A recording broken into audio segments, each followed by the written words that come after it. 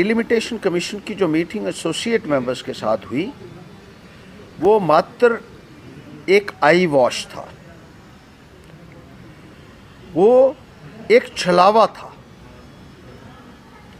उसका कोई भी मकसद नज़र नहीं आ रहा है, क्योंकि डिलिमिटेशन कमीशन ने एसोसिएट मेंबर्स के साथ कोई नई बात नहीं की है। 90 सीटों की डिलिमिटेशन करनी थी, लेकिन अभी तक 90 सीटों की निशानदेही भी नहीं हो पाई है कि कौन कौन सी सीट बनेगी।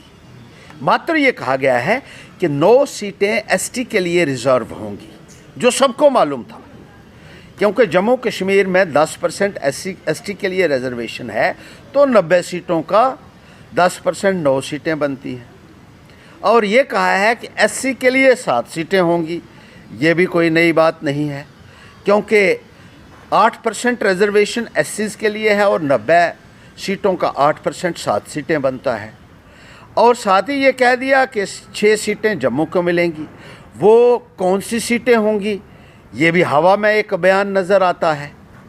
जो मकसद था डिलिमिटेशन कमीशन का कि 90 सीटों का एक ड्राफ्ट डिलिमिटेशन करके एसोसिएट मेंबर्स के सामने रखे, उसमें कोई भी कार्रवाई अभी तक नहीं की गई है।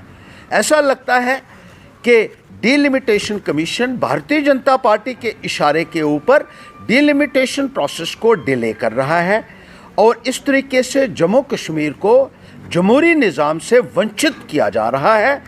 अगर हिंदुस्तान में पूरी असेंबली सीटों की, पूरी 28 स्टेटों की और सारी पार्लियामेंट की सीटों की डिलिमिटेशन 4 साल के अंदर हो सकती है, जैसे 2002 में हमने देखा कि जस्टिस कुलदीप सिंह जी की अध्यक्षता में 2002 में डिलिमिटेशन कमीशन का गठन हुआ और 4 साल से कम में 4121 असेंबली सीटों की डिलिमिटेशन होगी, 538 पार्लियामेंट सीटों की डिलिमिटेशन हो गई।